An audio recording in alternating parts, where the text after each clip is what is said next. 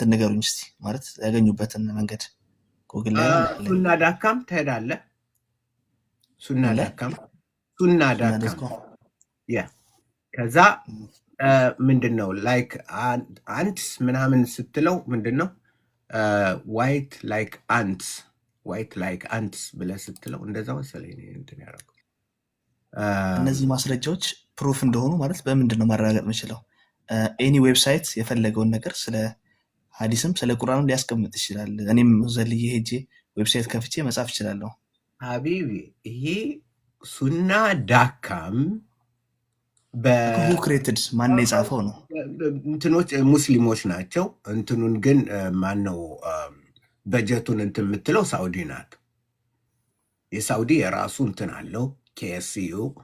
ይሄ ደግሞ ወርልድ ዋይድ በደንብ ሙስሊሞች እንዲያገኙትና ሳሂህ ቡኻሪ፣ ሳሂህ ሙስሊም፣ ሱናን አቡ ዳውድ ሌሎችንም እንዲያገኙ ምንድነው ሱና.com ቁርአን ሱና ፕሬየር ታይም ኦዲዮ ኤቭሪቲንግ ፉል የሆነ የተቀመጠለት ነው። ይሄ የእናንተ ዌብሳይት እንጂ አቶ ተሾመ በላቸው ጎነጠ ተሰማ እንትን ያሉት አይመስለኝም።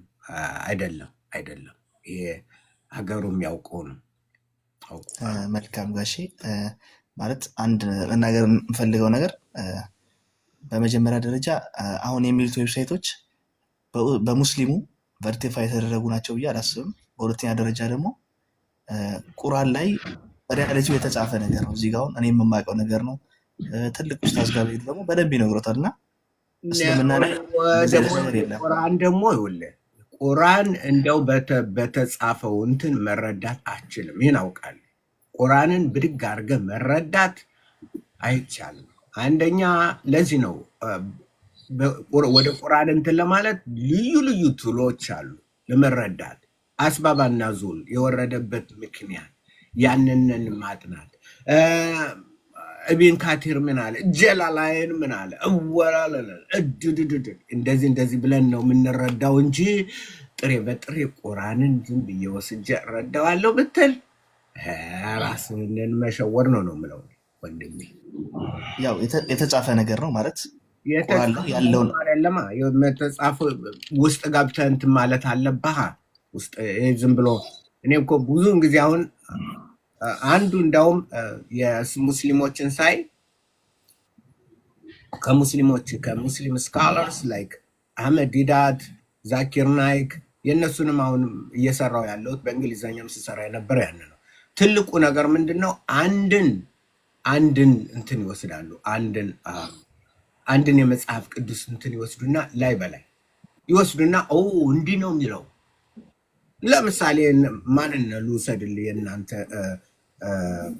ከስንት ዓመት በፊት ከእሱ ጋር ተነጋግረናል፣ ግን ከመሳደብ ይልቅ ሌላ ምንም እንትን አልሰጠኝም። ማን ነው? አቡ ሃይደር። ምንም መጽሐፍ ቅዱስን አታውቅም። ምንድነው ነገሩ? ኢየሱስ እንትን አለ አልፎ ሲሄድ ወይ ምንድነው የበለስ እንትን አይ ያችንን በለስ አያትና ፍሬ ይኖራታል ብሎ ሄዶ መጽሐፉ እንደዛ ነው የሚለው። ፍሬ ይኖራታል ብሎ ሄዶ ሲያያት ፍሬ የለም። ከዛ በኋላ ቅጠል ብቻ ሆነ አገኘ፣ ረገማል። መጽሐፉ የሚለው እንደዛ ነው። አሁን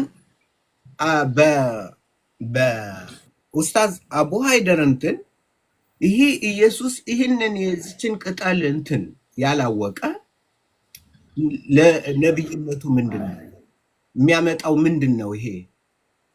እንዴት ነብይ ሊሆን ይችላል? ቅጠሉን አላወቀም። ያ መጽሐፍ ቅዱስ ግን የሚለው ሌላ ነገር ነው። ምክንያቱም ያቺ በለስ አሁን በመጨረሻ ታቆጠቁጣለች። የመጨረሻው ምልክት ምንድነው? ዮሐንስ ማቴዎስ 24ን በለስ ስታቆጠቁጥ ቅጠሏም እንደገና እንትን የተረገመችው ማለት ነው። ቅጠሏም ሲመጣ እንትን ሲል ያኔ በደጅ እንደደረሰ ወቁ ይላል። ከዛ በለስ ማን እንደሆነች እስራኤል እንደሆነች መጽሐፍ ቅዱስ አስረግጦ ይነግረናል። እና ዝም ብሎ ላይ በላይ የሆነውን ነገርና ሌላ ምንድነው በዛ ውስጥ ያለው ምንድነው የሚያስተምረው የሚለውን ግን ዝም ብሎ በአንድ ጥቅስ ላይ ይሄ ነው መጽሐፍ ቅዱስ። ምክንያቱም ምን ይላል? አንድ ነገር ላንብብልና እንትን እላለሁ። መጽሐፍ ቅዱስ ልክ ምን እንደሚሆን ልክ በእነዚህ ሙስሊም ስካለሮች ሌሎችም አሁን የኛ ጴንጤ እያሉ ዛሬ ስወርድባቸው ያልኩት በእነሱ ነው። ዛሬን እነሱ ቃን የሆነው ጠንቋዮች ጴንጤ ምናምን ተብለው እንትን ያሉ እንዲህ ይላል መጽሐፍ ቅዱስ። በጣም አስቸጋሪ የሆኑ እንትኖችን ሲናገር ማዕዱ ሁሉ ትፋትና ርኩሰት ሞልቶበታል፣ ንጹህ ስፍራ አንድም የለም። እውቀትን ግን ለማን ያስተምረዋል? ትምህርት ማስተዋልንስ ለማን ይሰጠዋል? ወተትን ለተው ጡትን ለጣሉ አይደለምን? ትእዛዝ በትእዛዝ ትእዛዝ በትእዛዝ ስርዓት በስርዓት ስርዓት በስርዓት ጥቂት በዚህ ጥቂት በዛ ነው ይልና መጨረሻ ሲያስጠነቅቅ ምን ይላል? ቁጥር ኢሳያስ 28:13 ኢሳያስ ስለዚህ ሂደው ወደኋላ እንዲወድቁ እንዲሰበሩ ተጠምደው እንዲያዙ የእግዚአብሔር ቃል ትእዛዝ በትእዛዝ ትእዛዝ በትእዛዝ ስርዓት በስርዓት ስርዓት በስርዓት ጥቂት በዚህ ጥቂት በዛ ነው። ስለዚህ ይህንን ካላወቀ እንዴት አድርገን እንደም አስቀምጠም የተለያየውን እንትን አድርገን መረዳት እስካልቻልክ ድረስ ፍርድ ነው። ጴንጤውን ማን ይሁን የኦርቶዶክስ ይሁን የእግዚአብሔርን ቃል በሚገባ የተሰጠውን የኢንስትራክሽናል ቴሌቪዥን ኢንስትራክሽን ይሰጣል። ቴሌቪዥኑን ኢንስትራክሽኑን ጠብቀ እንትን ካላረከው ከሰበርከው ሰበርከው። ይህም እንደዛ ነው። የእግዚአብሔር ቃል እንደዛ መልካም ማለት ብዙ ጊዜ ሰምቻለሁ። ብዙ ሰዎች ኦርቶዶክስን ማለት ኦርቶዶክስንም ፕሮቴስታንትም ለመማር ሲሞክሩ ሲፈልጉ ማለት የሆነ የሚገለጽ ነገር አለ። ትሪኒቲ ምናምን ስለሚባለው ነገር ያው ትንሽ አሁን ካነሱት ጋር ትንሽ ይገናኛል። ያው መንፈሱ ሲገባ ነው የሚገለጽልህ ምናምን የሚባል ነገር አለ። እሱ እንዳለ ሆኖ አንድ ጥያቄ ልጠይቅህና ለምሳሌ አሁን ያው እኛ ሞተናል እንበል። ሞቶ በመቀስቀስ ያምናሉ አይደል? ያ ሞቶ ሲቀሰቀሱ አያርገውና ማለት አላውቅም እና ፈጣሪ ኢየሱስ ክርስቶስን አገኙት ልበሉትና እኔን የቱ ጋር ነው ተከተለኝ ያልኩት ቢሎት የትኛውን አንቀጽ ነው የሚያነቡለት? ኢየሱስ ተከተሉኝ የሚለው እኔ ተከተሉኝ ያለበት እኔ ጌታ ነኝ ኢየሱስን ከሞቱ በኋላ ያገኙታል አይደል? ያ ሞቶ ካገኙት በኋላ ያ እኔ ፈጣሪ ነኝ አላልኩም። የቱ ጋር ነው እኔ ፈጣሪ ያልኩት አሳዩኝ ቢላቸው ከመጽሐፍ ቅዱስ ላይ የትኛውን አንቀጽ ነው የሚነግሩት ለኢየሱስ ክርስቶስ? ብዙ አመጣልሃለሁ። ምክንያቱም አሁን ብዙውን ጊዜ ሙስሊሞች ምንድን ነው እኔ ፈጣሪ ነኝ። አሁን ለምሳሌ አንዱን ላምጣልህ።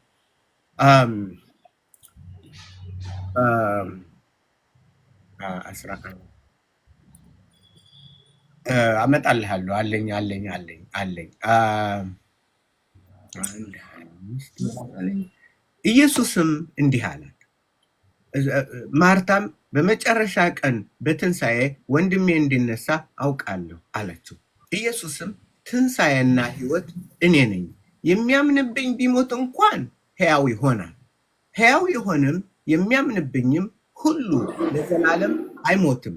ይህንን ታምኛለሽን አላት። ይህንን ታምናለህ? ይሄ ነው ኢየሱስ የሚለው ይሄ ነው።